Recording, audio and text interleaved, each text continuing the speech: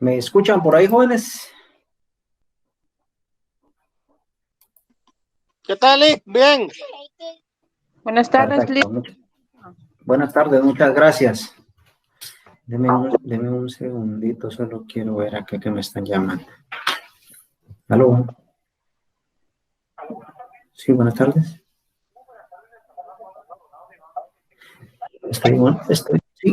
Estoy en una reunión, disculpe. Lo puedo atender después. Gracias. Gracias. Perdón, jóvenes. Bueno. Antes que todo, mil disculpas por el atraso, ustedes, de veras que con este tema de los imprevistos, pues, en un minuto se hacen 10 minutos, eso fue lo que me pasó y me atrasé un minuto y cuando sentía el güey me marcaba 10 minutos, pero acá estoy. Vamos a dar inicio con la clase número 10. Quiero hacerles algunos comentarios para que ustedes los tomen en cuenta. Ya saben ustedes cuándo les toca su examen parcial.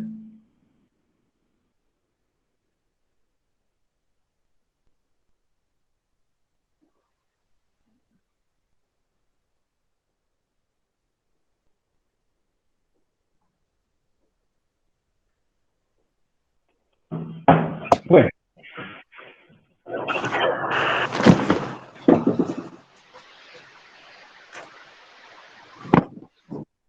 Entonces les comento. Para ustedes, el segundo examen parcial será del 1 al 9 de mayo. ¿Sí? Entonces, por ejemplo, estamos hoy 23, hoy nos tocaría la clase número 10 y el 30, que sería el próximo viernes, nos tocaría la clase. Porque luego ustedes tienen exámenes del 1 al 9 de mayo, lo que quiere decir que posiblemente a ustedes el examen se los van a hacer el día 7. Entonces tomen nota, 7 de mayo tentativamente el segundo parcial. ¿Sí? También les recuerdo que del 17 al 21 de mayo, ustedes tienen que resolver el segundo laboratorio. Entonces, será del 17 al 21 de mayo el segundo laboratorio. Entonces, yo creo que, por ejemplo, si el segundo parcial es el 7, el segundo parcial es el 7 de mayo, sí, correcto. Y la evaluación es del segundo laboratorio es del 17 al 21. Entonces nosotros tenemos clases el 14 de mayo. ¿Qué les estoy explicando esto? Porque el laboratorio de la clase número 2 será un caso práctico de razones financieras. Entonces, en este caso, para que ustedes lo puedan entender, yo tendría que irles explicando, por lo menos desarrollar un caso práctico. Entonces, creo yo que en esa semana, si ustedes están de acuerdo, podemos adelantar una clase en este caso, del 9 al 14 de mayo, podemos adelantar una clase. Quiere decir que el 14 de mayo, que es viernes, tenemos clase. En esa semana podemos tener otra clase, ya sea el 10, el 11, el 12 o el 3. Podemos tener una segunda clase, la cual nos ayudaría para reforzar el caso práctico. Porque ustedes van a tener un examen laboratorio del 17 al 21 y ese examen laboratorio es un caso práctico. Entonces yo podría apoyarles a explicarles el caso práctico en esa semana y ustedes poder desarrollar su laboratorio. Pregunto, ¿están de acuerdo?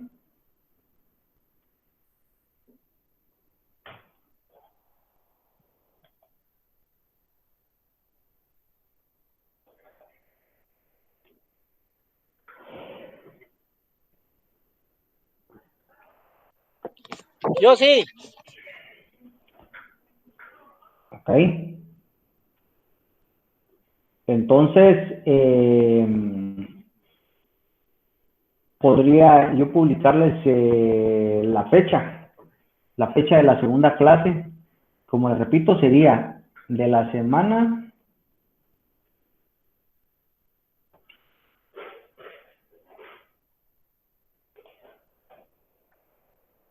ahorita les digo, sería de la semana del 10 al 14. Ahí vamos a recibir dos clases, una que es fijo el 14 de mayo y la otra que sería del 10 al 11, del 10 al 13.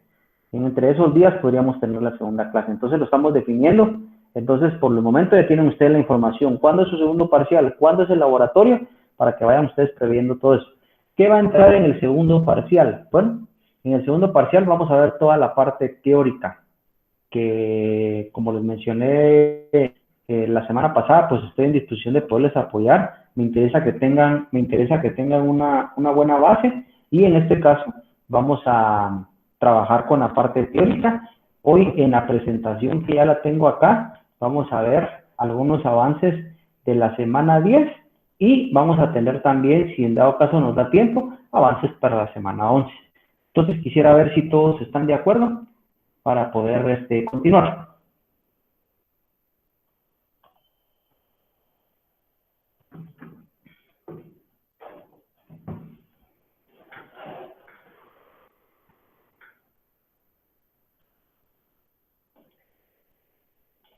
Por favor, me confirman si está la presentación ya en pantalla. Gracias, Carlos Eduardo.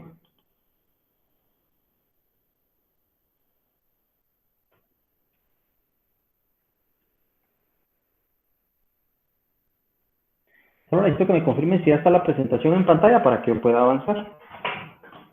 Así es, Lick. Perfecto. Entonces, démosle inicio a la clase número 10, pues, que es lo que nos interesa para poder ir avanzando. Entonces, la clase número 10 habla sobre el curso que ya sabemos que es Análisis e Interpretación de Estados Financieros. El código es el FE 044. Hoy vamos a ver lo que corresponde a la semana 10. El tema, pues, es basado en análisis de estados financieros, estados, resultados y balance general. En este caso, la semana pasada estuvimos platicando, las semanas anteriores hemos estado dialogando sobre el desarrollo de la clase y resulta de que en consenso con todos los compañeros, pues me hicieron mención de que algunos no tienen una muy buena base. Entonces, como les mencioné, el programa del curso especifica que automáticamente ustedes ya tendrían que saber estados financieros, pero el problema es de que si yo avanzo no los voy a preparar por lo menos para que tengan una buena base y que el contenido pues ustedes lo puedan entender. No es tanto en el caso a modo personal de que cumplamos con el programa, en el sentido de que los voy a entorpecer más o los voy a estresar más si no tienen una base. Lo que me interesa a mí es de que ustedes tengan una base clara porque ya los demás temas entran por propio interés y como es el caso de poder realizar los estados financieros por medio de razones financieras. Para eso, primero hay que entender cuáles son los estados financieros, de lo cual, por medio de lo que hemos platicado, se me comentó de que ustedes no tienen una buena base, entonces no quiero, pues en este caso, revolverles todo el contenido, porque eso es lo que podría pasar. Yo me puedo ir al siguiente tema de razones financieras, pero si no saben o no pueden distinguir los estados financieros, definitivamente se van a ir a topar con la pared y no quiero eso. Entonces, en este caso, lo importante es que tengamos las bases un poquito más claras. Y por eso es de que en este caso, la semana 10, vamos a hablar de la parte integral de los estados financieros, la cual he venido recalcando y yo creo que ustedes con esto ya se les va a ir quedando de mejor manera. Para ello, pues, el objetivo de la clase es de que el estudiante de la Universidad Rural pueda diferenciar los diferentes componentes de los estados financieros. ¿Cuál es el importante de esto? De que ustedes sepan de qué les están hablando, qué es un balance general, qué es un estado de pérdidas y ganancias, aunque en el primer parcial pudimos haber visto la teoría. El problema está de que ustedes no se pronunciaron conmigo para indicarme, mire, Lick, fíjese que no hemos visto esto o esto lo desconocemos, porque esto lo que hubiera hecho de que hubiera reestructurado el desarrollo del primer parcial. Pero ahorita lo vamos a ir tratando de encauzar a modo de que ustedes puedan tener una base sólida. Y en este caso, pues nos vamos a enfocar en el estado de resultados y el balance general, que es lo que más se analiza en este programa, en este curso. Y para ello, pues ustedes tienen a bien, como lo he venido yo presentando en en la mayoría de las presentaciones, hasta la clase 10, que es el día de hoy, hemos estado viendo mucho repetidamente lo que es el estado de resultados y el balance general. En sí, lo que me interesa el día de hoy es de que ustedes puedan tener claro por qué es que una cuenta se llama como tal, por qué un estado financiero se llama como tal. Y en este caso vamos a hablar del estado de resultados. Se le llama estado de resultados porque en él se presentan las operaciones de un año o de un periodo comprendido de 365 días, no mayor a esta cantidad de días, y es en un periodo anual. Quiere decir que inicia el 1 de enero y termina el 31 de diciembre. A lo bien, esta operación puede ser analizada siempre del 1 de enero a febrero, a marzo, a abril, dependiendo cómo vaya. Si, por ejemplo, estamos hablando del mes de abril, podríamos nosotros analizar los estados financieros de nuestra empresa o donde estemos trabajando al 23 de abril, que es lo que se tiene a la fecha. Como les he mencionado, en el balance general es diferente, porque el balance general representa toda la información desde que nació la empresa hasta la fecha actual. Entonces, si ustedes se pueden dar cuenta, una particularidad de este estado financiero es de que da un intervalo de fecha, del 1 de enero al 31 de diciembre del 2018, porque para este caso vamos a hablar de un periodo fiscal, un periodo anual, un periodo de 365 días al año. Entonces, hay que tomar cuenta que este estado financiero, denominado estado de resultados, o comúnmente se le conoce en el mercado como estado de pérdidas y ganancias, va a representar los ingresos de dinero que genera la empresa por la venta de sus productos o por los servicios que presta.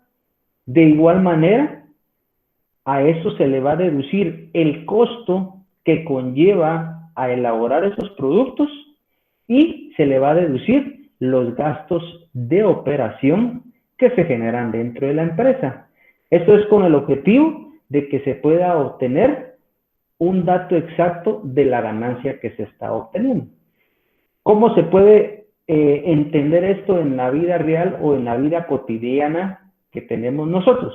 Por ejemplo, usted se dedica a vender helados en su casa.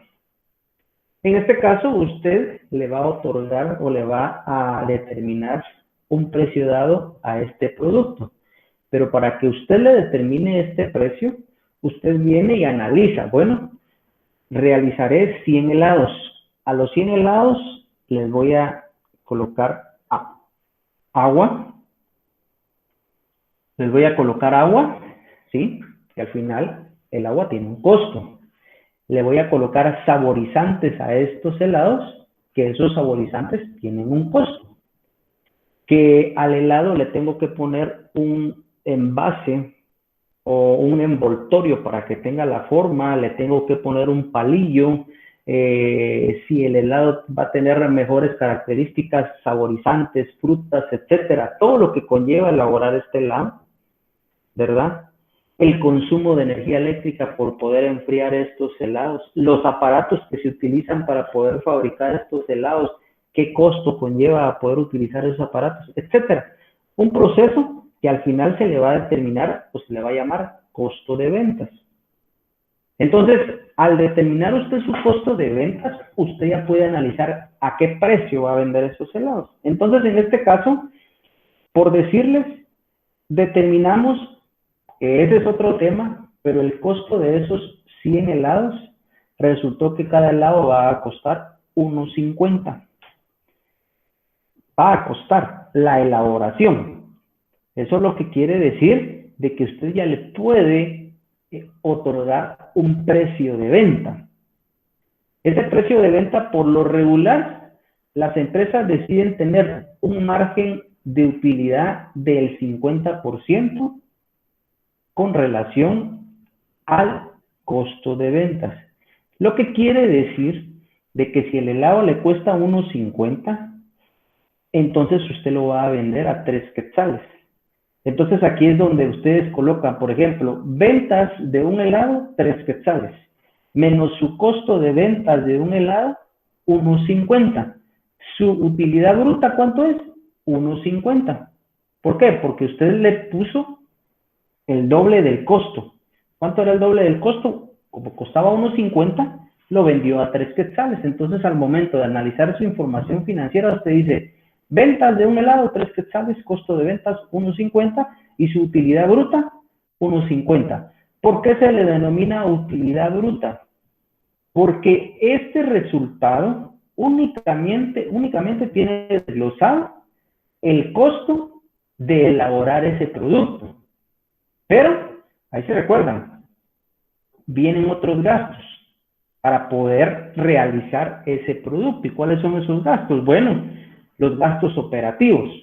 Por ejemplo, cuando hablamos nosotros de gastos de venta, resulta de que usted puso un rótulo enfrente de su casa, pero este rótulo usted lo hizo de cartulina, lo hizo con una tinta especial, puso volantes en el sector donde usted vive. Entonces, todo esto no es parte del producto, por eso es de que no va dentro del costo del producto, pero sirve para promover ese producto. Entonces, todo eso conlleva unos gastos, gastos de publicidad, de cartulinas, de impresiones, etcétera. Eso se le denomina gastos de operación en su subdivisión de gastos de venta.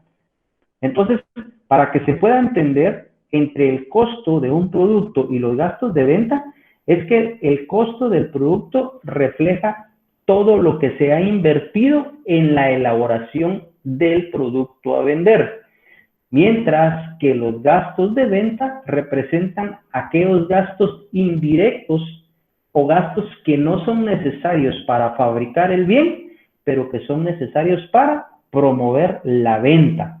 Y por eso es de que se denominan gastos operativos. Y luego tenemos los gastos de administración. Y estos gastos de administración, al final, pueden ser gastos como cuáles. Bueno, resulta que ustedes tuvieron que ir a la terminal, al supermercado, a hacer la compra de los insumos y de los productos o la materia prima para hacer los helados y gastaron pasajes, taxi, Uber.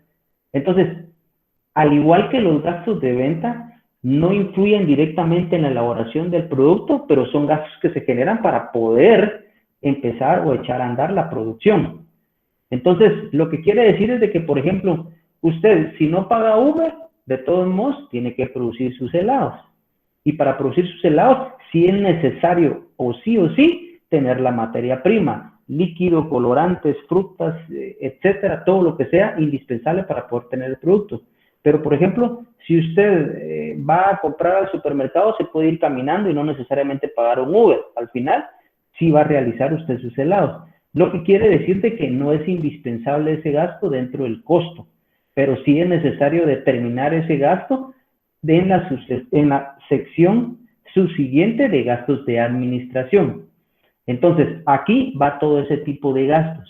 Gastos que se generan indirectamente para poder promover y vender ese bien, no para poder producir, porque para eso está el costo de ventas, que es denominado costo de producción. Entonces, a esa ganancia bruta o utilidad bruta, ustedes le descuentan esos gastos. Al final van a obtener, por ende, porque eso es lo que hace el análisis de mercado, que van a seguir obteniendo una ganancia. Nadie va a trabajar para perder. Cuando se genera una pérdida es porque algo no está funcionando bien o no hay un buen análisis proyectado en las operaciones de la empresa. En este caso, para que se pueda entender el ejemplo, vamos a manejar que de los 1.50 automáticamente tenemos una ganancia que esto refleja, bueno, tenemos unos gastos que van a ser 50 centavos, entonces tenemos una ganancia en operación de 1 quetzal. Luego tenemos los famosos que ya hemos platicado, gastos o productos financieros. ¿A qué se denominan gastos y productos financieros? Son gastos y productos que se generan, por ejemplo, por la no operación comercial de la empresa. ¿Qué quiere decir? Gastos de venta. ¿Por qué dijimos que eran los gastos de venta? Porque se va a promover, se va a hacer publicidad para vender nuestro producto. Gastos administrativos, porque en algún momento se vuelven necesarios para poder generar el avance con la producción, pero que no son indispensables para poder producir. Que quede claro. Pero al final se generan gastos.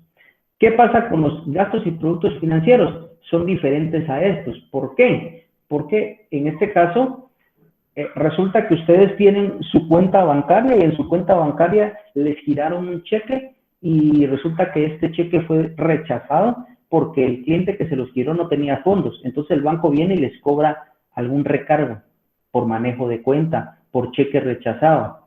Eso es lo que quiere decir que al final se lo descuentan de su estado de cuenta. Entonces, ninguna empresa por lo regular que se conoce va a tener depositado su dinero para que le estén rebajando por algún recargo de mantener la cuenta o etcétera. Vamos a ver, ¿alguien levantó la mano? Aquí lo escucho. Lick, una consulta. ¿Los intereses ganados se refiere a los intereses del banco a favor nuestro o en contra? ¿O intereses que está cobrando el banco? Ahí está. Ahorita te lo voy a aclarar. Solo antes de que pase a eso. En este caso, pues hablamos de esos gastos que automáticamente se generan por actividades ajenas a la operación normal de la empresa. Y en este caso les ponía el ejemplo del cheque, que el cheque fue rechazado. Entonces, en ningún momento la empresa va a querer que les estén descontando de su cuenta bancaria por cheques rechazados, si ese no es el objetivo. Ese no va a ser el objetivo. Entonces, por eso es de que va en gastos financieros. Ahora bien, en productos financieros. En productos financieros, como su nombre lo dice acá y lo puse en contraparte, intereses ganados. Quiere decir que la empresa, en este caso el estado financiero que uno lo está leyendo, dice se ganaron intereses o intereses ganados. Automáticamente la empresa ganó esos intereses. Vienen a sumar a la operación. ¿Por qué se generaron esos intereses? Porque resulta que la empresa tiene una cuenta bancaria y resulta que aperturó su cuenta oro, por decirles. Entonces, las entidades bancarias le generan un abono de intereses por el saldo que mantengan en sus cuentas y automáticamente se los acredita cada fin de mes y le dice, usted tenía X cantidad, le voy a abonar el 0.05% y entonces resulta que a ustedes les caen 5 quetzales de intereses. Entonces, al final, recordemos que para un empresario tener su dinero en el banco no le es muy funcional.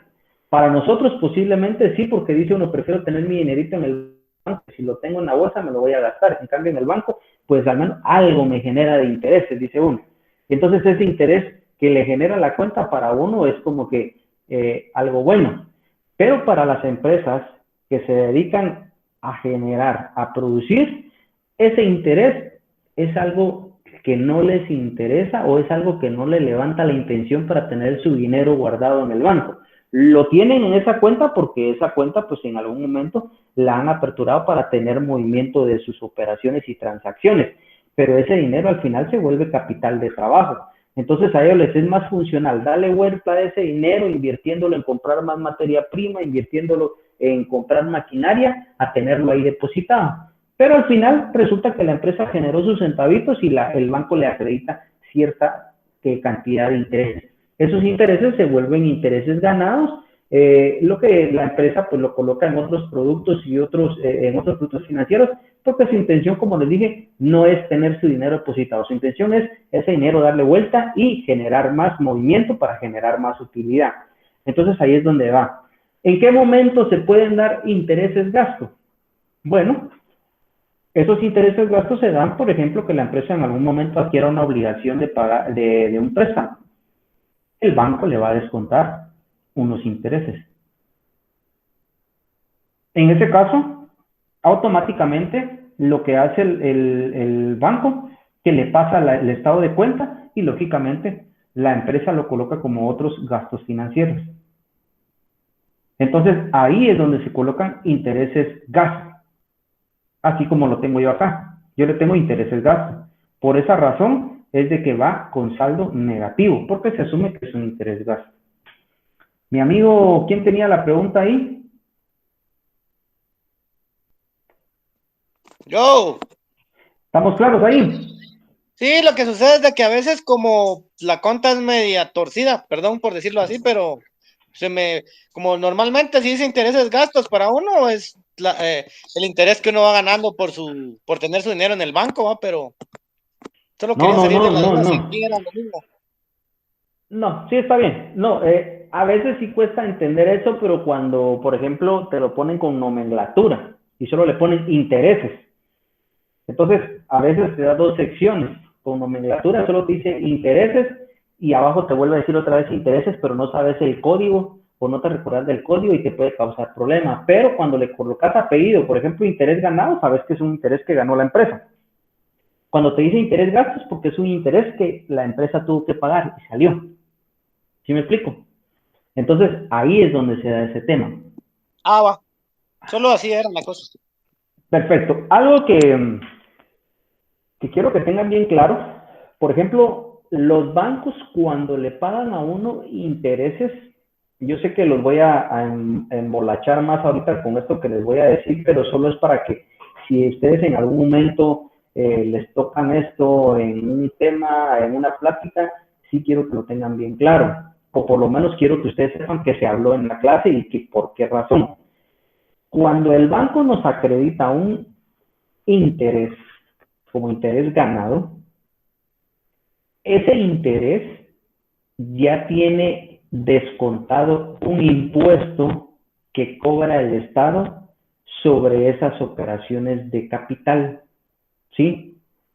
¿Por qué les digo eso? Porque cuando es una operación financiera, el contador de la empresa debe de descontar el 10% de impuesto por rentas de capital o por operaciones financieras. Porque en este caso es un producto, es una ganancia que está obteniendo la empresa y automáticamente tendría que pagar un impuesto. Pero todo lo que a ustedes les depositen del mismo banco, intereses, productos, contado el impuesto a la SAT. O sea, el banco ya dijo, si por ejemplo de interés ganados ustedes tienen acreditados 10 quetzales, resulta que su operación original era que les tenían que haber depositado 15 quetzales, pero el banco ya pagó 5 quetzales de impuestos a la SAT y solo le depositó la diferencia, que son los 10 quetzales. Ustedes, eso ya está descontado el impuesto, eso ya es líquido para ustedes. Se los digo porque a veces hacen ese tipo de preguntas en algún momento y ustedes tienen que tener claro. Y en este caso, este producto financiero o gasto financiero ya tendría que tener descontados impuestos. ¿verdad? ¿Por qué? Porque esta no es una actividad normal de la empresa. O sea, la empresa no va a tener depositado su dinero para que le estén pagando intereses. Como les dije hace un momento, prefieren mejor darle vuelta a esa plata produciendo a tenerla ahí. Y eso se vuelve, un ejemplo sencillo es, ustedes tienen 100,000 quetzales y resulta que el banco le dice, mire, por esos 100,000 quetzales les voy a depositar 100 quetzales al mes. ¿Ustedes prefieren tener esos 100,000 quetzales ahí en el banco o prefieren invertirlos y que esos 100,000 quetzales les generen a ustedes 5,000, 10,000 quetzales al mes? Con los ojos cerrados dicen ustedes, no, ese dinero mejor le doy vuelta y produzco 10,000 quetzales más y le voy sacando raja a esa plata. Así es como funciona la operación comercial, así es como funcionan los negocios. Lógicamente uno tiene su dinero depositado en el banco porque es un como resguardo, pero así es como funcionan y por eso es de que se vuelven otros gastos y productos financieros, porque ese dinero únicamente está temporalmente en el banco porque de ahí se va a tener que utilizar. Regresando a la operación, habíamos indicado que la ganancia en operación era de 1 quetzal y entonces resulta que entre los ingresos y los gastos financieros resulta que les da un saldo negativo de 50 centavos. Automáticamente ustedes obtienen una utilidad antes de impuesto de 50 centavos. Esos 50 centavos, aún hasta este espacio, no tienen descontado ningún impuesto. Entonces, se les debe de calcular el impuesto sobre la renta. ¿Y qué indica la ley? Toda empresa, toda persona individual o persona jurídica que genere ganancias en el territorio guatemalteco está obligado a pagarle un impuesto al Estado. Y la tasa pactada es del 25%. Entonces, asumiendo hipotéticamente que de esos 50 centavos el impuesto es 10 centavos, a ustedes les...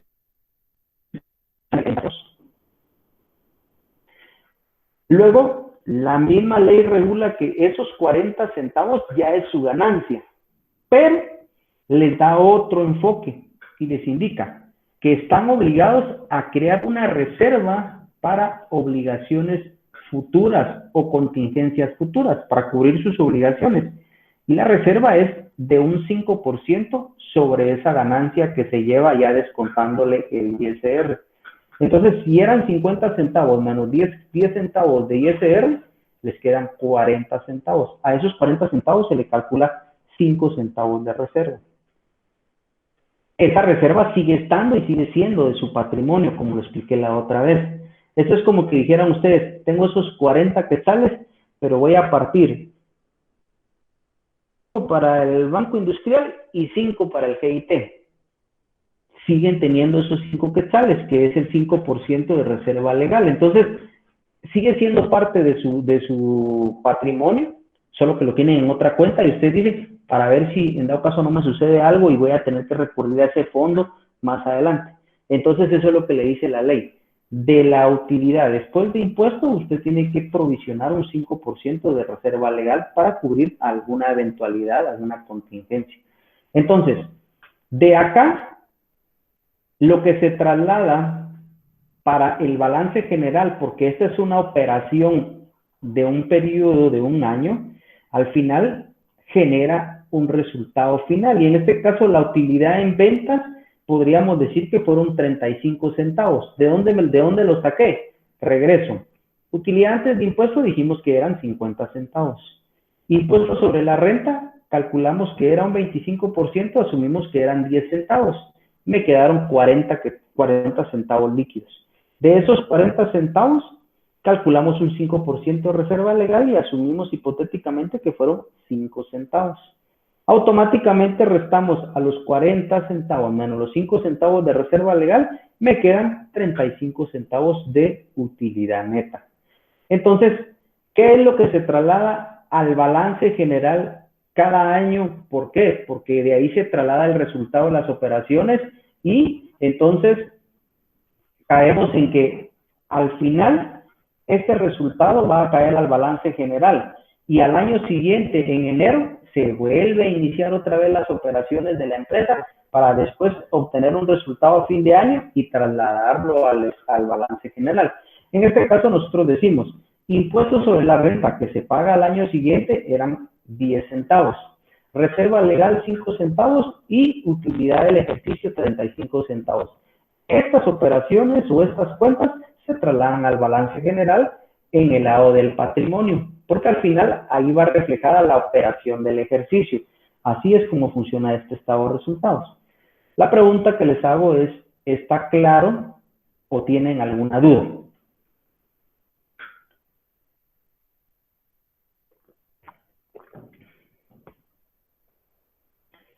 Para esto, vamos a ver en la próxima clase un caso práctico, en el cual yo les voy a dar una cantidad de cuentas y vamos a ir armando este resultado para que ustedes tengan del concepto que yo les estoy trasladando una idea clara de cómo se trasladan las cuentas a este estado financiero.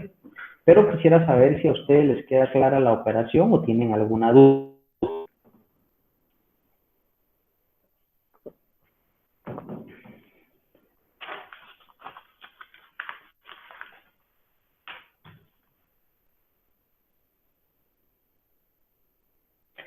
Si no hay dudas, paso a lo siguiente. Entonces, yo les expliqué el esquema general, ahora pues les voy a hablar de un poquito de teoría de lo que ya les platiqué para que para ustedes pueda ser más entendible. ¿Cuál es la definición de ventas? Dice que ventas son las actividades realizadas para incentivar potenciales clientes a realizar una determinada compra, sinónimo de ingreso para la empresa. Era lo que les hablaba. Voy a vender helados. Entonces yo quiero ver quién me compra helados. A la orden, Marco Antonio, o quién me habló. La pregunta que tiene en pantalla es ¿cuál es la definición de servicio? Ah, ok. Bueno. Ok. Vamos a ver, pues si entendí, Loreca Chávez, ¿cuál es la definición de servicio? Servicio es la acción o conjunto de actividades destinadas a satisfacer una determinada necesidad de los clientes, brindando un producto inmaterial y personalizado. ¿Qué quiere decir? Es algo intangible, algo que no se ve, ¿verdad? Eso es como, por ejemplo, cuando a ustedes les van a hacer la instalación de una lavadora. Ustedes compran su lavadora y la tienen ahí, y la ponen y ahí está la lavadora. Pero resulta que hay que hacerles una conexión. Entonces resulta que llaman al técnico y el técnico agarra, instala unos alambres que ya trae la lavadora, hace unas conexiones y cuando ustedes ven, ya está funcionando. Pero ustedes tuvieron que pagar por ese servicio, que no lo ven como tal, porque ustedes solo miran la lavadora tal cual como la compraron y automáticamente les está funcionando. Cualquiera diría, pero si yo pagué por la lavadora, si la lavadora ya funcionaba, pero le faltó ese servicio de conexión, que es algo que no se ve o que uno no lo puede hacer. No es como que a usted le vendan la lavadora y la lavadora es un producto tangible porque usted lo puede tocar, pero el funcionamiento de la lavadora, ¿qué fue lo que hicieron? Hicieron una instalación extra que uno no la puede ver porque uno no conoce más que solo conoce el producto como tal, que es la lavadora. No sé si me explico ahí. Otro tipo de servicio es, por ejemplo, estamos nítidos. Otro tipo de servicio es como, por ejemplo,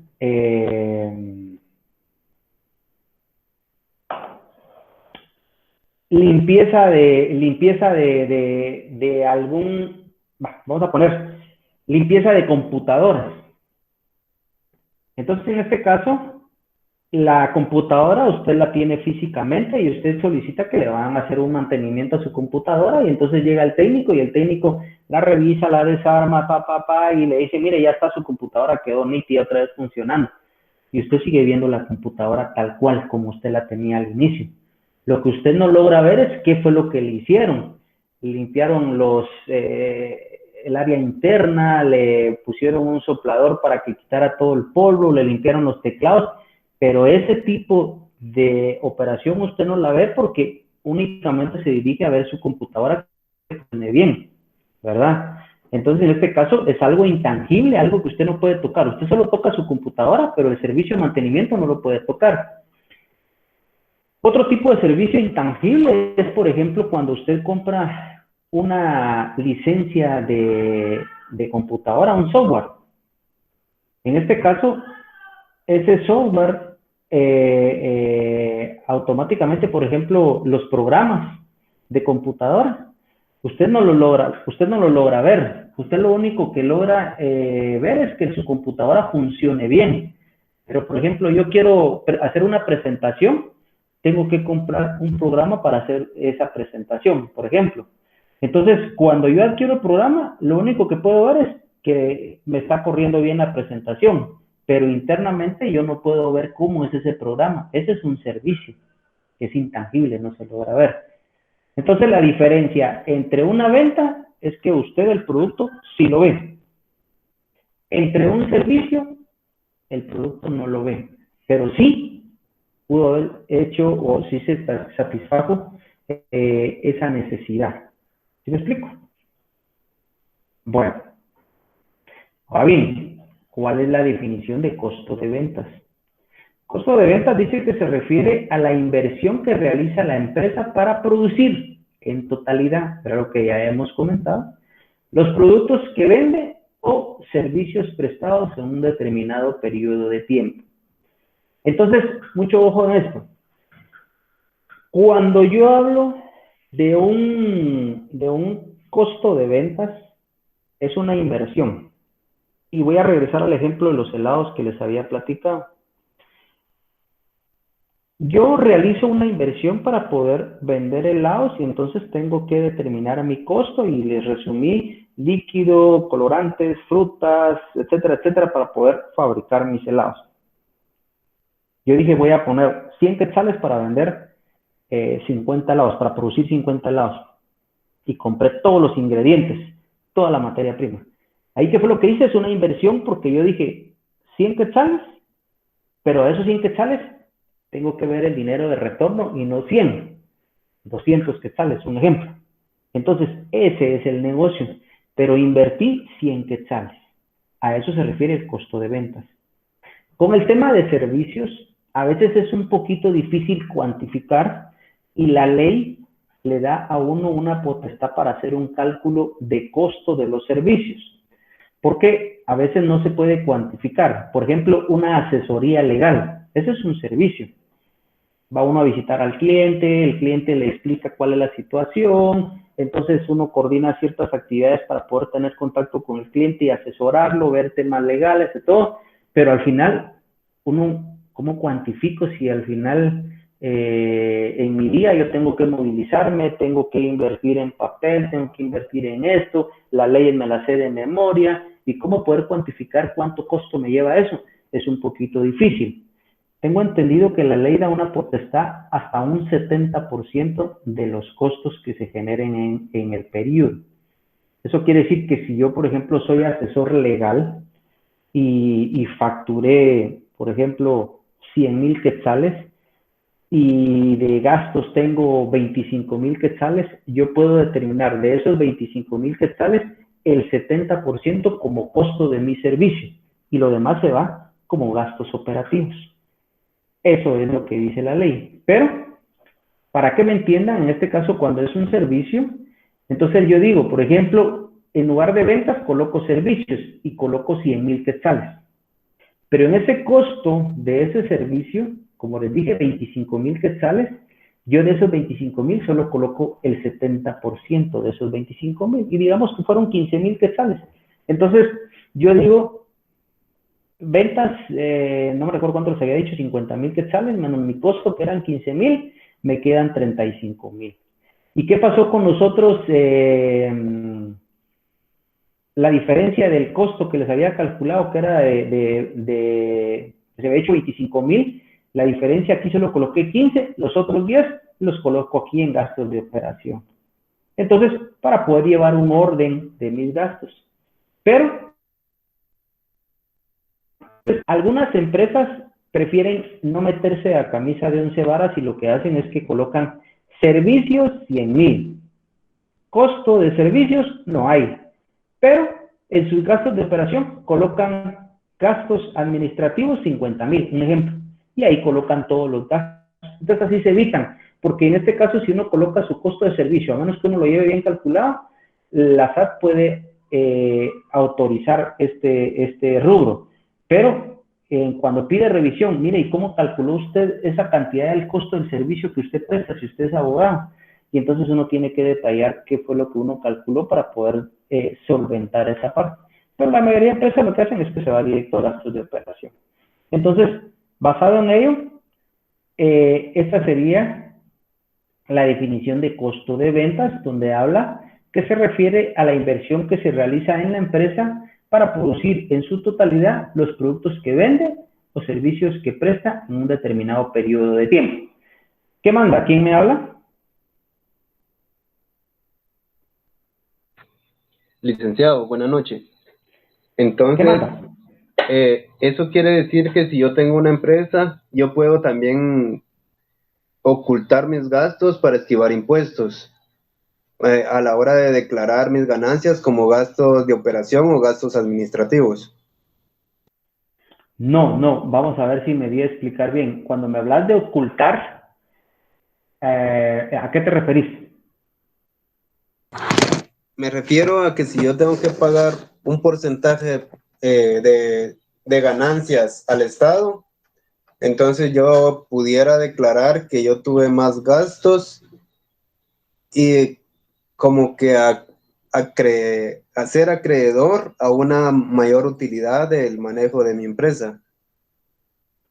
A ver, te voy a explicar esa parte, solo para que, muy buena tu pregunta y vamos a aterrizar en ese tema. Perfecto. Ok.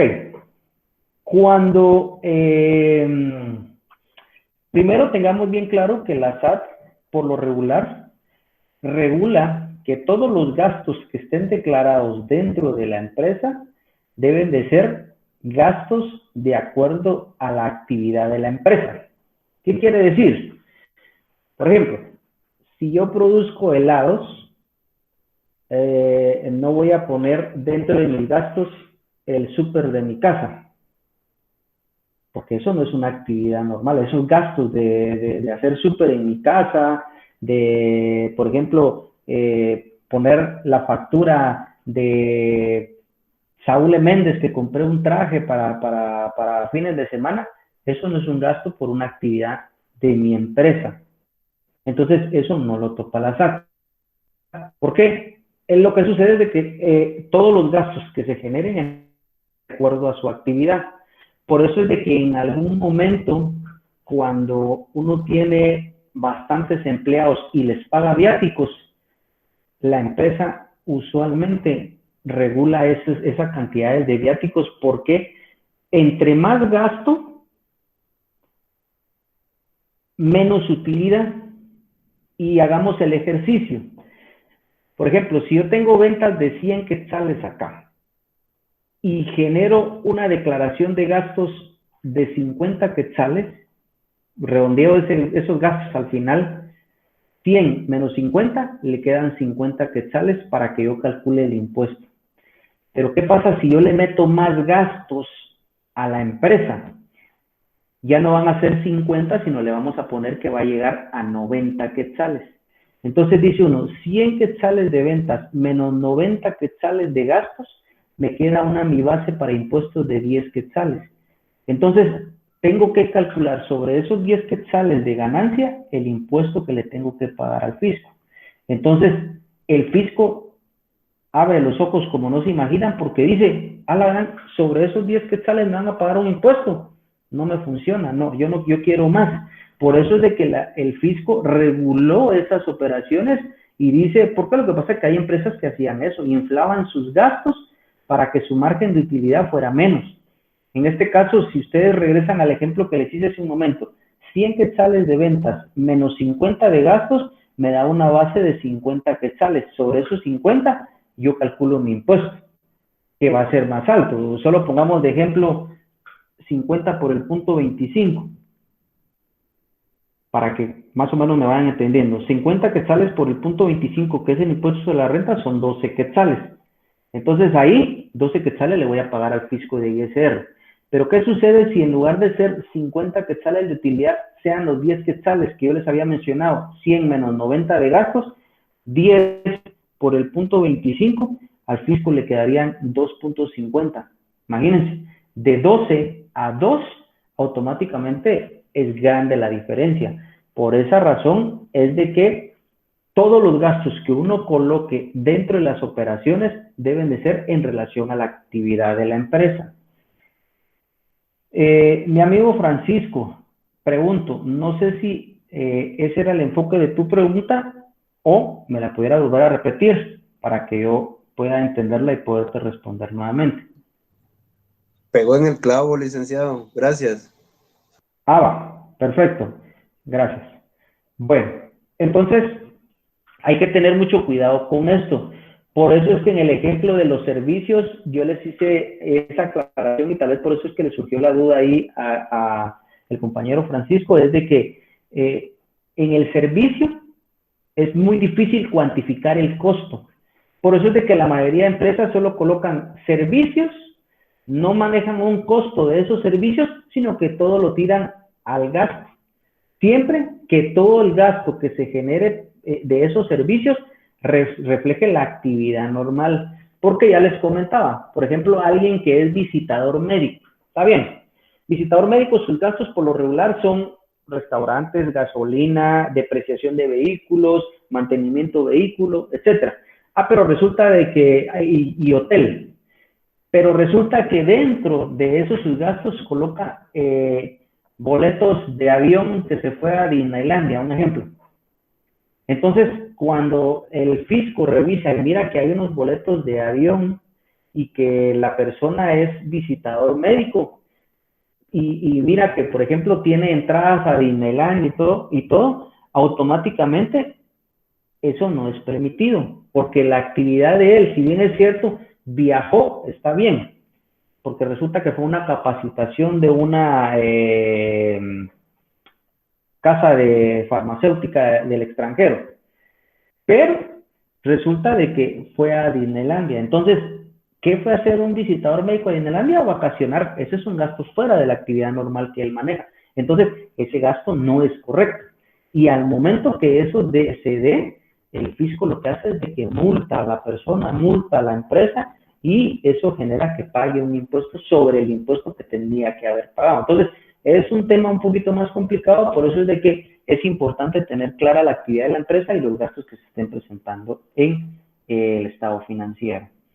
Entonces, continuando, ya me voy acá a cuáles son los gastos y la definición. Creo que ahí estamos siempre retomando ese tema. Y dice que habíamos hablado de los costos y dijimos que era la inversión que uno hace. O sea, siempre hay que tener claro qué son costos, es la inversión que uno hace en elaborar ese bien o prestar ese servicio.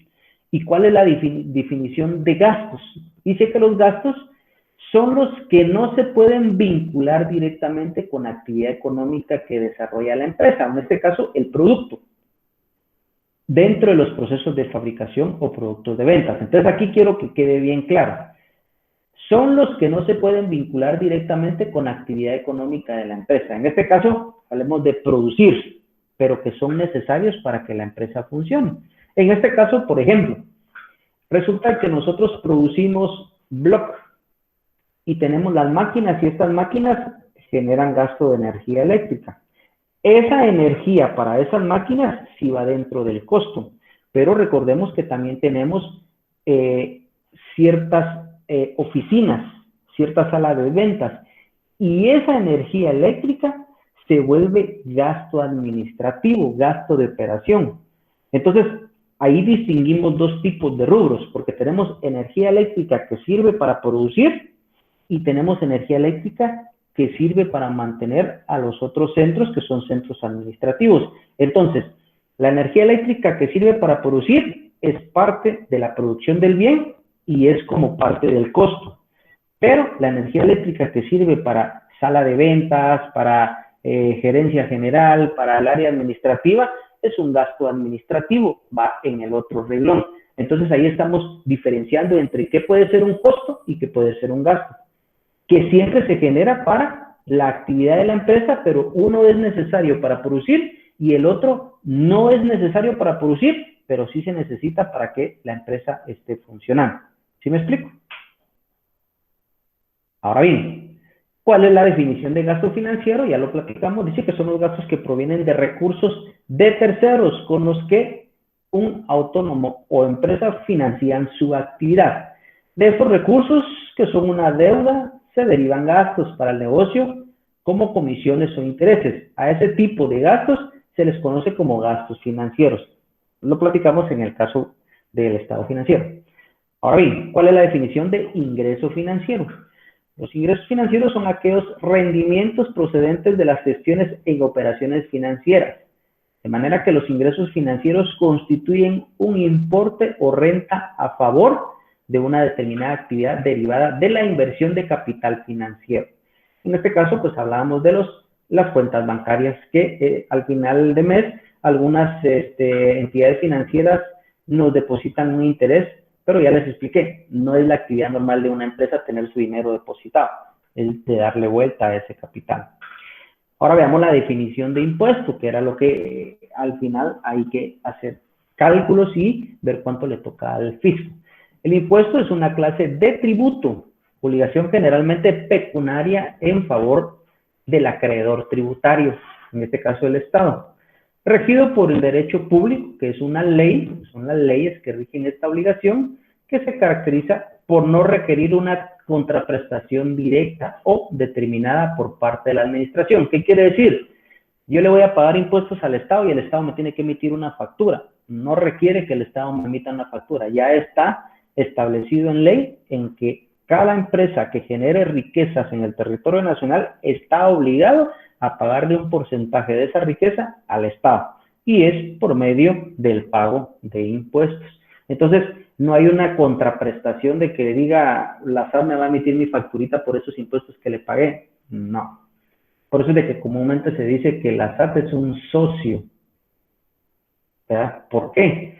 Porque si ustedes se dan cuenta, la mayoría de empresas generan, trabajan, se esfuerzan por generar esa utilidad que al final le van trasladando una parte al Estado. ¿Y a quiénes se les traslada esas ganancias? A los socios, ¿verdad? A los accionistas. Entonces, el Estado es un socio para poder generar esa utilidad. Generalmente los impuestos son cargas obligatorias para las personas y las empresas, establecidas en ley. ¿Cuál es la definición de reserva legal? Que era el otro concepto muy claro. El concepto de reserva legal puede utilizarse para nombrar a los activos que una institución financiera debe depositar en el Banco Central como garantías de su pasivo. Entonces, esa reserva legal es una garantía de algún momento, sea una eventualidad de un pasivo o una obligación que genere la empresa. El monto de dicha reserva varía según cada legislación, que para Guatemala es el 5%, aunque suele tratarse de un porcentaje aplicado a determinado concepto. Y en este caso es el 5% a la ganancia después del impuesto que se le calcula, el ISR. ¿Cuál es la definición de ganancia neta?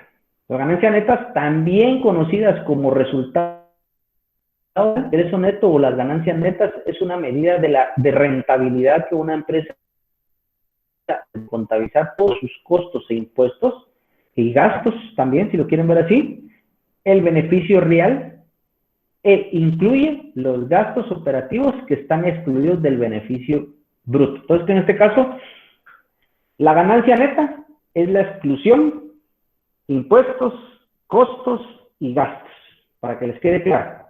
La ganancia neta tiene el valor líquido que ya se le ha quitado el costo de producción, ya se le han quitado los gastos de operación y ya se le ha quitado los costos de ventas.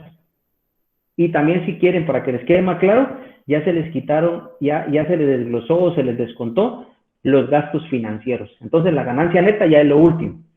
Y aún así les voy a decir algo. Esa ganancia neta, como lo vimos la semana pasada o antepasada, se traslada al patrimonio. ¿Cómo puede la junta directiva, los accionistas, distribuir esa ganancia neta? La única forma de sacarla de los estados financieros es que cuando uno se las distribuye a los socios, por ejemplo, tenemos 2 millones de quetzales en ganancias, se las quiero trasladar a los socios. Para que yo les traslade legalmente esa ganancia a los socios, todavía le tengo que pagar un 10% sobre ganancia. Quiere decir que de los 2 millones, tengo que pagar 10% al Estado. Todavía, después que ya le desconté el 25% de ISR. Ahora, para distribuir esa ganancia, tengo que pagar un 10% para que le pueda dar salida del estado financiero. Así es como funciona la ley y así es en la actualidad. Ahora tenemos el balance general.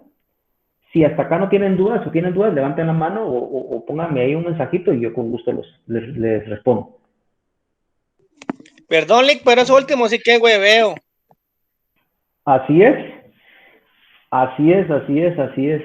Y es la pura realidad. ¿Qué pasó, Marco Antonio? ¿O es el que me acaba de hablar? Ah, bueno, está bien. Sí, no, así es, así se maneja, es increíble, pero por eso es de que les dije yo que el Estado se vuelve un socio para las empresas, porque al final hay que pagarle, ¿verdad? Y peor eso, porque el socio aporta capital. En cambio, el Estado no aporta capital. El Estado únicamente son los políticos en turno que se reciben esa plata, pues, digamos de que hacen algo, pero dejémoslo ahí porque si me van a escuchar me van a justiciar. Bueno, ahora bien, entonces el balance ya tiene otra modalidad. El balance dice al 31 de la fecha en curso. Quiere decir desde que nació toda la información se va acumulando. Ahora solo quiero hacer un paréntesis para que se pueda entender. Si estábamos hablando del estado de resultados, por favor, se los hice ver a ustedes la semana pasada, el resultado que se genera en el estado de pérdidas y ganancias, que sería impuestos, reserva y utilidad neta, ese resultado final, que es de toda la operación de un año, se traslada al balance. Y les había mencionado que eso viene a caer a esta parte, donde está el patrimonio.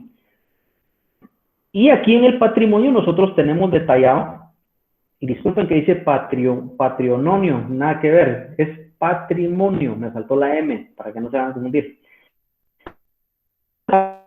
Legal, es parte de mi patrimonio, es parte de mi plata, va aquí en patrimonio. La utilidad del ejercicio que se está cerrando, que se está terminando, va en un renglón que dice ganancia del ejercicio. Porque al transcurrir el año, esa ganancia se debe de trasladar a ganancias acumuladas.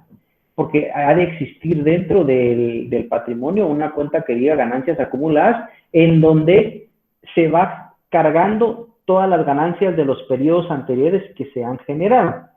Por eso les digo, esa ganancia, la única forma de sacarla del balance es trasladándosela a los socios. Pero, previo a eso, hay que pagar ese 10% para poderla sacar de acá, del lado que dice patrimonio. Y en el caso de las pérdidas, porque la empresa también puede tener pérdidas acumuladas o pérdida del ejercicio. Si fuera pérdida, diría pérdida del ejercicio. Y abajo también iría otro renglón que diría pérdidas de años anteriores. Entonces, al final, esas pérdidas, pues al final, si es pérdida, ¿cómo le va a pagar uno al Estado un impuesto si no tiene? Lo que sí es que esa pérdida al final se las termina uno repartiendo entre los socios, porque es el rendimiento de su capital. Pero sobre esas pérdidas no se paga ningún impuesto, porque al final es pérdida. Entonces, eso es lo que se traslada acá. Reservas, ganancias o pérdidas es lo que se traslada al patrimonio. ¿En dónde va el ISR o el impuesto que se calculó? Va en pasivo corriente. ¿Por qué? Porque es una obligación que al final yo se lo tengo que pagar al fisco. Por eso es que se calcula ese 25% y al siguiente mes yo se lo pago al fisco y con eso liquido mi responsabilidad. ¿Estamos claros? La reserva legal lo único que hace en el patrimonio es de que sirve para poder reflejar si en dado caso hubiera una eventualidad más adelante. Pero en este caso, ahí estamos. Ahora bien, por favor, cuando veamos el balance decimos nosotros activo, y activo es todo lo que posee la empresa. Todo lo que posee uno. Por ejemplo, si ustedes se preguntan a ustedes mismos, a ver, ¿cuál es mi activo? Ustedes dicen, yo tengo un televisor, tengo un carro, tengo mi ropa, tengo mi casa. Eso es su activo. ¿Sí? En algunos casos el activo se subdivide en corriente y no corriente. El activo corriente es aquel grupo de cuentas que tiene constante movimiento. Y dentro de ellos ustedes pueden tener sus cuentas bancarias, donde les depositan su sueldo. Una caja chica que le sirve para rubros menores, los gastos diarios de la casa, comprar pan, comprar tortillas, comprar agua pura, etc. Un ejemplo. ¿En qué cae o en qué se puede entender por activo no corriente? Mi activo no corriente son aquellas cosas que yo poseo, pero yo sé que no las voy a estar utilizando o comprando o intercambiando en un periodo menor a un año. ¿Qué puede ser? Un vehículo. Compré mi vehículo del año. No creo que... Sí existe gente que cambia vehículo cada año, pero veámoslo de lo más normal.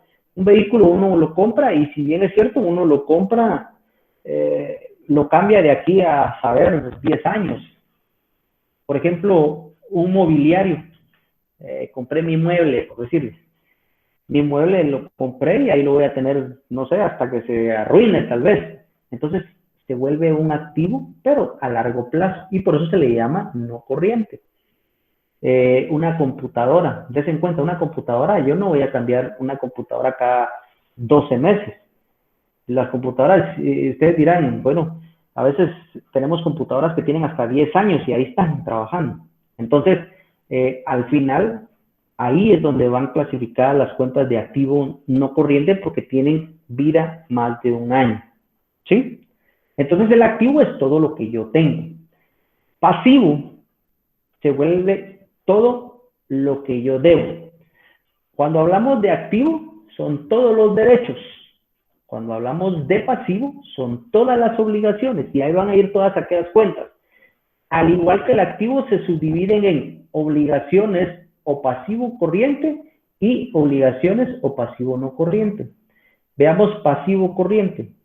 Es una obligación que la tengo que cancelar en periodos menores de un año.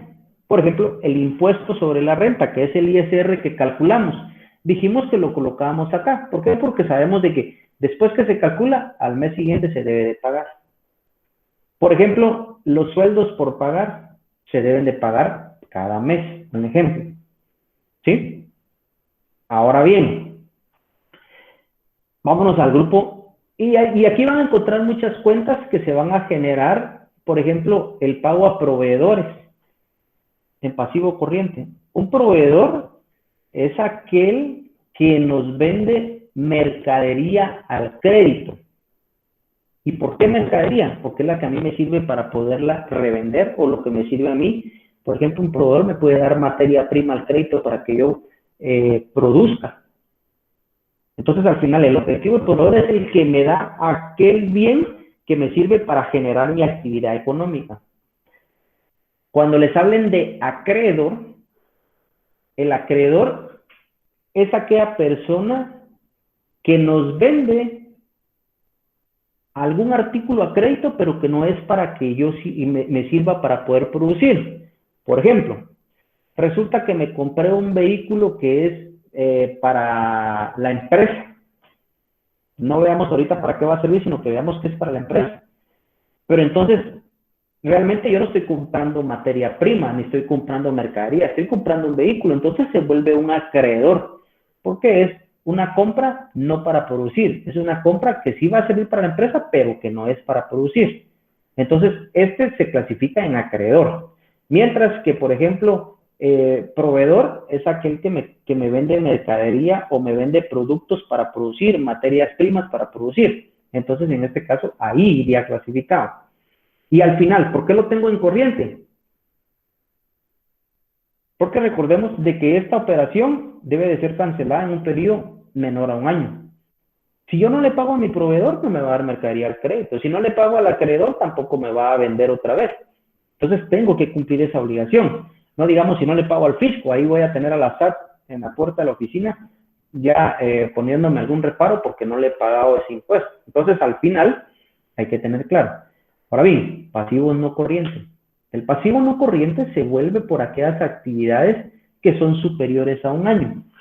Por ejemplo, adquirí un préstamo. Y un préstamo por lo regular uno lo saca para poderlo pagar en un periodo mayor a un año. Sí, pero usted lo va a estar pagando mensualmente. Sí, pero la vida va a ser más de un año. Entonces ahí es donde se da. Ahora bien, me voy a regresar al pasivo corriente y veamos el impuesto sobre la renta. Usted me dice, pero si igual el impuesto sobre la renta usted lo va a pagar siempre, toda la vida. Pero este es un cálculo que ya se hace a cada cierto tiempo y hay que pagarlo al fisco y lo tengo que pagar dependiendo del cálculo que haga. En el caso del interés sobre préstamos, yo saqué un préstamo para 5 años y sé que esta obligación la voy a tener durante 5 años y tengo que pagar, pero este es otro tipo de operación, al igual que una hipoteca. Una hipoteca es porque yo adquirí un préstamo y hipotequé un terreno y tengo que pagar, y esa operación va a ser por un periodo de 5 o 10 años, dependiendo. Entonces, esto va en un pasivo no corriente. Entonces, ojo ahí, sí tengo que pagar ese ISR mes a mes o a cada año, pero al final va a ser sobre un cálculo diferente. Mientras que la hipoteca o el interés va sobre un cálculo fijo. Si yo saqué un préstamo de 100,000 y tengo que ir pagando esos intereses sobre esos 100,000 quetzales, o la hipoteca, por ejemplo. pero esto se vuelve no corriente. Y luego, pues el patrimonio, que ya hemos hablado, que aquí es donde va el capital, las acciones, la ganancia del ejercicio, la reserva legal, las ganancias acumuladas, las pérdidas acumuladas, que todo va desglosado acá en patrimonio. Y al final, el activo con el pasivo y patrimonio debe de cuadrar. La ecuación patrimonial es igual a decir activo menos pasivo igual a capital. ¿Por qué? Porque si ustedes ven acá dice total de pasivo y el pasivo incluye el pasivo corriente y no corriente. Y a eso le sumamos el patrimonio y ya me da total de pasivo y patrimonio. Entonces la ecuación patrimonial es activo menos pasivo igual a capital. Esa sería la ecuación patrimonial, por aquello que les preguntaran a ustedes en algún momento. Entonces nos vamos a ir a las definiciones y aquí las tienen ustedes. Definición del activo dice que un activo es un bien o derecho que la empresa posee. Un activo es un bien que la empresa posee y que puede convertirse en dinero u otros medios líquidos equivalentes. Y aquí tenemos el activo corriente, estamos hablando de monedas, bancos, por ejemplo. Al activo no corriente podemos hablar de un edificio, que es un activo a largo plazo. Eso sería igual a activos totales. En la gráfica se explica por sí sola. Ahora bien, definición de pasivo. El pasivo desde el punto de vista contable representa las deudas y obligaciones con las que una empresa financia su actividad y le sirve para pagar su activo, o sea, para pagar lo que ya compró, es una obligación. El pasivo consiste en las deudas que la empresa posee y comprende las obligaciones actuales de la compañía que tienen origen en transacciones financieras pasadas. O sea, tengo mi cuenta por pagar. Por ejemplo, ustedes tienen una tarjeta de crédito y resulta que deben de esa tarjeta de crédito. Pero esa tarjeta de crédito fue por una operación que ya se dio hace, por ejemplo, ahorita están pagando ustedes lo que compraron a plazos para Navidad. Es una operación pasada, pero la tienen ahorita actualmente por operaciones que fueron hace 2, 3 meses. Por ejemplo, las fiestas navideñas. Entonces aquí dice, activos traen dinero, sí, correcto, pero al final hay que pagarlas. Entonces sacan dinero porque se vuelven obligaciones, para que quede bien claro ahí. Bueno, definición de patrimonio, dice que el patrimonio en una empresa, esto es el conjunto de bienes y derechos y obligaciones que constituyen los medios económicos para que una empresa funcione. Está compuesto por lo que se le conoce como masas patrimoniales, activo, pasivo y patrimonio neto.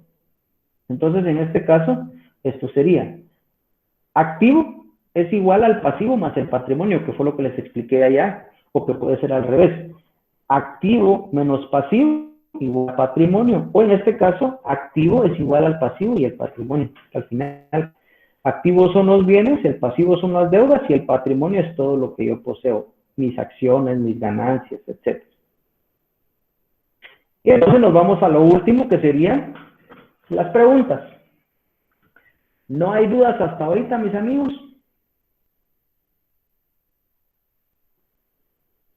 ¿Tenemos dudas o no tenemos dudas?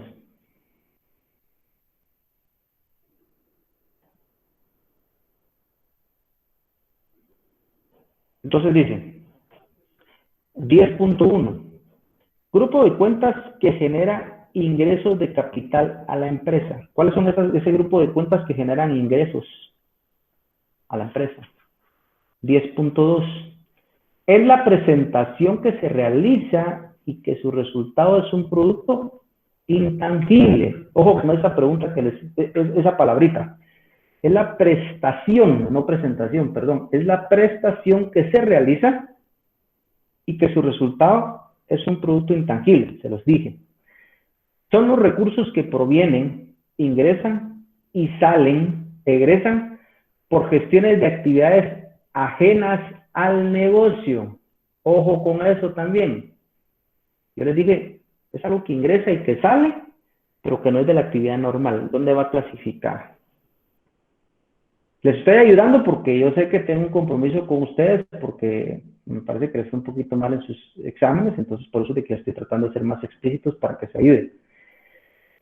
Se utiliza como una garantía de un pasivo. Esa queda famosa reserva. Es el beneficio real que excluye los costos de producción, gastos operativos e impuestos. Esa sí está clara, se las dije.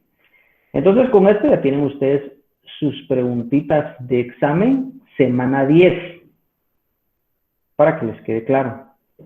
¿Qué pregunto? ¿Tienen alguna duda ahorita? ¿O estamos claros?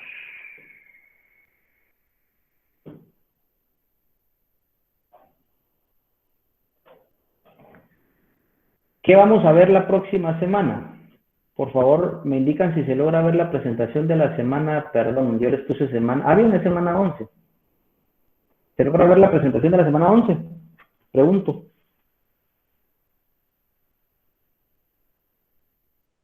Sí, se ve, licenciado. Gracias. Entonces, la próxima semana lo que vamos a ver es todo lo que hemos visto de la teoría. A ver si recuerdan que para el examen parcial va a venir todo lo que hemos visto de teoría.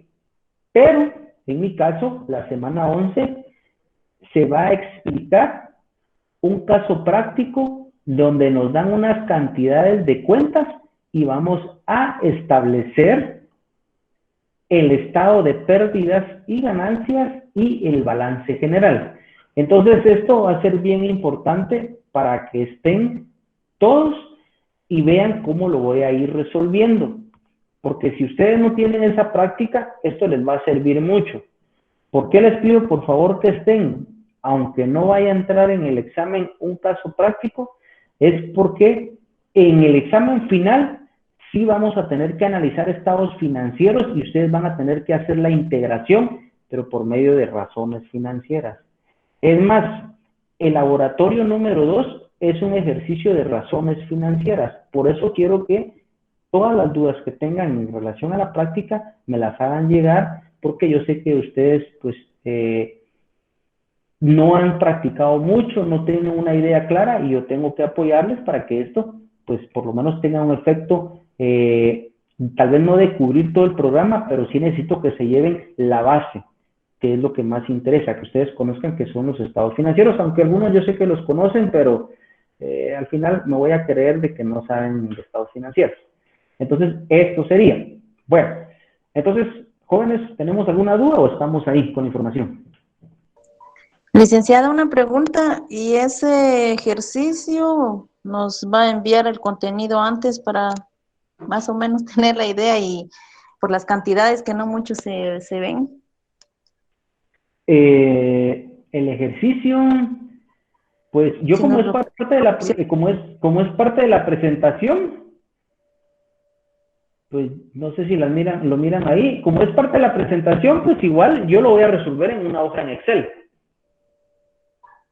Entonces, por eso es de que les decía que ahí es donde se los voy a enviar y lo voy a resolver de acuerdo a lo que me están solicitando, que es un estado de pérdidas y ganancias. Oh, yeah. Bueno, ¿hay más duditas? O ahí estamos, mis amigos.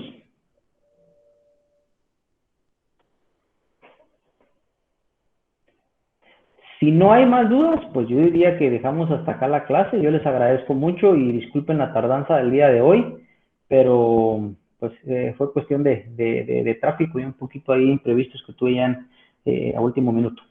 Entonces, ahí estamos, mis amigos. Cualquier consulta que tengan, pues me la pueden hacer llegar al chat. Estoy para servirles.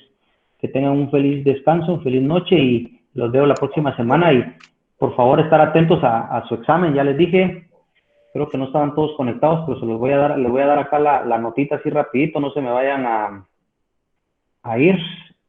Les digo así rapidito, mis amigos. Examen parcial es del 1 al 9 de mayo. Tomen nota, 1 al 9 de mayo son los segundos parciales, ¿verdad? Del 17 al 21 de mayo se van a realizar las segundas evaluaciones de los ensayos o ejercicios o laboratorios. Entonces, el laboratorio mío es un caso práctico de razones financieras. Lo que quiere decir de que yo solamente tengo un día de clase, les dije al inicio, que es el 14 de mayo. Ese día yo tengo que resolver un caso práctico y necesito que estén todos. ¿Por qué? Porque ustedes entran en exámenes del 1 al 9 de mayo y luego la semana siguiente ya es 14 de mayo y yo tengo que hacer un caso práctico con ustedes para que por lo menos tengan una idea. Mi intención en este caso es adelantarles una clase más en esa semana. El 14 yo tengo clase con ustedes y ustedes la semana siguiente tienen su laboratorio. Entonces yo tengo la intención de darles clase entre el 11, el 10 de mayo y el 13 de mayo.